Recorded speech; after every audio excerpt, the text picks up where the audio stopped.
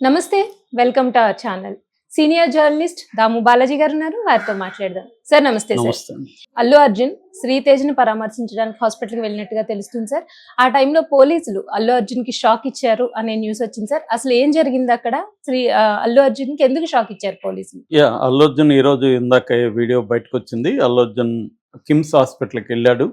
ఆయనతో పాటు దిల్ రాజు కూడా వెళ్ళాడు. ఆయన శ్రీతేజ్‌ను పరామర్శించి వాళ్ళ నాన్నకు ధైర్యం చెప్పి భాస్కర్‌కి రాబోతున్నట్టుగా చెప్తున్నారు.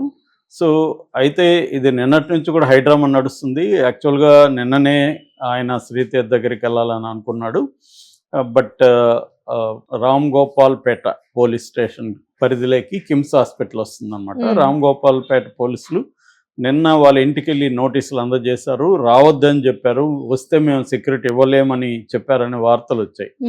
కానీ ఈరోజు మళ్ళీ ఆయన వెళ్ళాలనుకున్నప్పుడు నార్త్ జోన్ పోలీసుల్ని కూడా కాంటాక్ట్ చేస్తే మేము సెక్యూరిటీ ఇస్తాము, అయితే కండిషన్స్ అప్లై అవుతాయి, కండిషనల్గా సెక్యూరిటీ ఇస్తాము. అంటే మీరు ఒకరే రావాలి, మీరు ఎటువంటి అభిమానులకి ముందు చెప్పడం కానీ అవన్నీ చేయకూడదు, టైము ఎవరికి మీడియాకి కూడా టైమింగ్స్ చెప్పకుండా రావాలి.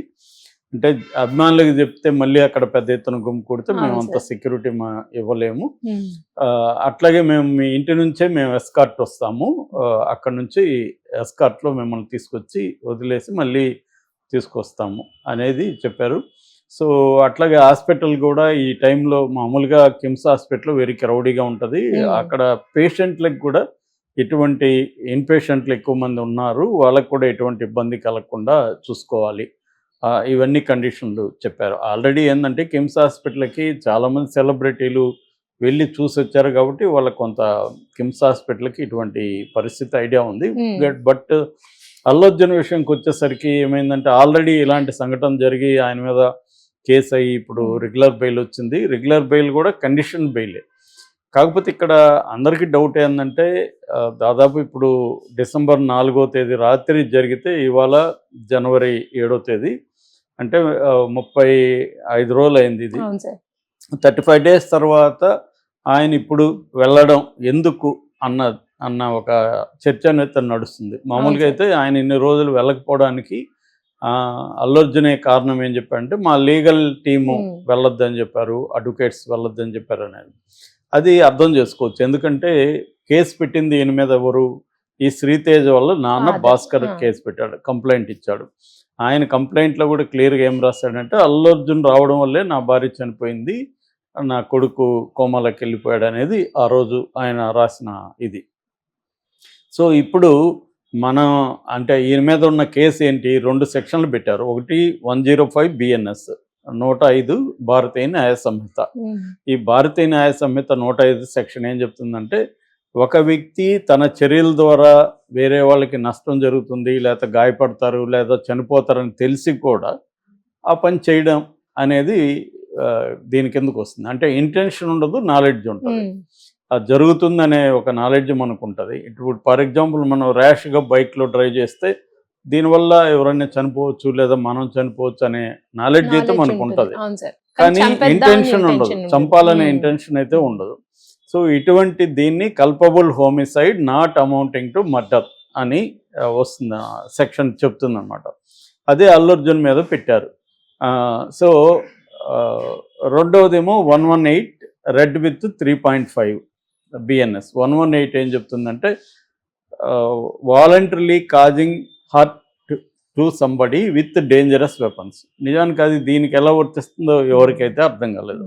అడ్వకేట్స్ కూడా ఈయనేమో డేంజరస్ వెపన్స్తో పోయి ఎవరిని గాయపరచలేదు, మరి ఇది ఎలా దీనికి వర్తిస్తుంది అనేది కోర్టులే తేల్చాలి. మొత్తానికి ఆ 2 సెక్షన్లు పెట్టారు. సో ఈ 2 సెక్షన్లు పెట్టినప్పుడు కోర్టు రెగ్యులర్ బెయిల్ ఇచ్చింది. ఫస్ట్ ఏమో ఈయనకి హైకోర్టులో క్వాష్ పిటిషన్ వేశారు. ఆ సందర్భంగా క్వాష్ పిటిషన్ విచారణకు రాకముందే ఈయన అరెస్టు చేసేసుకున్నారు. అప్పుడు ఇంటీరియం బెయిల్కి నిరంజన్ రెడ్డి, ఈయన తరపున supreme court advocate Niranjan Reddy interim bail అడిగారు. అలాంటివి ఇవ్వచ్చు అని కూడా గత కోర్టు తీర్పులు కూడా ఆయన చూపించారు. అట్లాగే ఈ సెక్షన్లు కూడా అల్లు అర్జున్కి వర్తించవు. ఎందుకంటే ఇది నాన్ బెయిలబుల్ సెక్షన్ 105 అనేది. అదేంటంటే 10 years నుంచి లైఫ్ కూడా పడే అవకాశం ఉంది ఆ సెక్షన్ కింద. మామూలుగా అయితే నెగ్లిజెన్స్ కింద 105 బిఎన్ఎస్ పెట్టచ్చు తప్ప దానికి ఏంటంటే 5 ఏళ్ల లోపలే శిక్ష ఉంటుంది. అలాంటి వాటికి బెయిల్ వస్తుంది అన్నమాట. కానీ వీళ్ళు కావాలని పోలీసులు నాన్ బెయిల్ పెట్టారు, ఈయన బెయిల్ రాకూడదని. కాబట్టి ఈ గతంలో షారుఖ్ ఖాన్ సిమిలర్ కేసులో వడోదరలో 2017లో ఆయన షారుఖ్ ఖాన్ అభిమానులు కలవడానికి వెళ్ళినప్పుడు టీ షర్ట్లు అవన్నీ విసిరాడు. సో ఆయన మీద కూడా అప్పుడు ఇలాంటి కేసు పెట్టారు. ఇలాంటి కేసు పెట్టినప్పుడు ఆయన సుప్రీంకోర్టుకి వెళ్ళినప్పుడు సుప్రీంకోర్టు ఆయన తప్పేం లేదు, క్రౌడ్ కంట్రోల్ అనేది హీరోలకు సంబంధం ఉండదు, క్రౌడ్ కంట్రోల్ అనేది పోలీసుల బాధ్యత, కాబట్టి హీరోకి సంబంధం లేదు అనేది చెప్పి కోర్టు విడిచిపెట్టింది. అక్కడన్నా ఆయన టీ షర్ట్లు అవన్నీ ఇచ్చాడు, ఇక్కడ అవి కూడా లేదు. తన సినిమా చూడడానికి థియేటర్కి వెళ్ళాడు. పోలీసులకు కూడా ఆల్రెడీ థియేటర్ వాళ్ళు చెప్పారు వస్తున్నట్టు, అందుకని వాళ్ళకి కూడా నాలెడ్జ్ ఉంది. వాళ్ళు అల్లు అర్జున్ ఆపినట్టుగా ఎటువంటి రికార్డ్స్ లేవు అనేది కూడా నిరూపించారు అక్కడ. అందుకని అక్కడ జడ్జి గారు శ్రీదేవ్ గారు ఇచ్చేసారు, బెయిల్ ఇచ్చేసారు, ఇంటీరియం బెయిల్. అయితే రెగ్యులర్ దీనికి వచ్చేసరికి పోలీసులు ఈ లోపల ఆయన్ని దోషిగా నిరూపించే ప్రయత్నం ఇటు పోలీసులు కానీ రేవంత్ రెడ్డి కానీ కాంగ్రెస్ వాళ్ళు కానీ చేయడానికి ట్రై చేశారు. అయితే మళ్ళీ రెగ్యులర్ బెయిల్ వచ్చే సందర్భంగా పోలీసుల తరపున పబ్లిక్ ప్రాసిక్యూటరు ఇక్కడ బయట పెట్టిన వీడియోలు అవన్నీ ఏమీ అక్కడ పెట్టలేదు. జనరల్గా చేసే అబ్జెక్షనే చేశారు. అంటే ఈయన బయటకు వస్తే సాక్షుల్ని బెదిరించవచ్చు లేదా ఇన్ఫ్లుయెన్స్ చేయొచ్చు అనే యాంగిల్లోనే ఈయన్ని వ్యతిరేకించారు తప్ప, ఈయన పవర్ఫుల్ పర్సన్ అవంతా చెప్పారు తప్ప మిగతా ఏమీ అక్కడ మాట్లాడలేదు. అందుకని ఈయన బెదిరించరు, అట్లాగే ఇన్వెస్టిగేషన్కి ఎటువంటి ఆటంకం కలిగించరు అన్న హామీ ఇచ్చారు. కాబట్టి కోర్టు కూడా ఆ కండిషన్లు పెట్టి ఇచ్చింది. అంటే సాక్షుల్ని కాంటాక్ట్ చేయకూడదు, ఇన్వెస్టిగేషన్ని ఆటంకం కలిగించకూడదు, పోలీసుల విచారణకి ఎవ్రీ సండే విచారణ కాదు అక్కడ వెళ్ళి సంతకం చేయాలి 10 గంటల నుంచి 1 గంట లోపల, అట్లాగే ఎప్పుడైనా విచారణకు పిలిచినా వెళ్ళాలి అనేది కోర్టు చెప్పింది. ఇప్పుడు ఇక్కడ ఏంటంటే మనకు వచ్చే డౌట్, సాధారణంగా ఎవరైతే నువ్వు కంప్లైంట్ ఇచ్చావో వాళ్ళు గాయపడి ఉంటే వాళ్ళని వెళ్ళి పరామర్శించవచ్చా? అట్లా చేస్తే అది కూడా రేపు పొద్దున పోలీసులు అంటే ఇన్ఫ్లుయెన్స్ చేయడానికి చేస్తున్నట్టే కదా అన్నది వస్తుంది.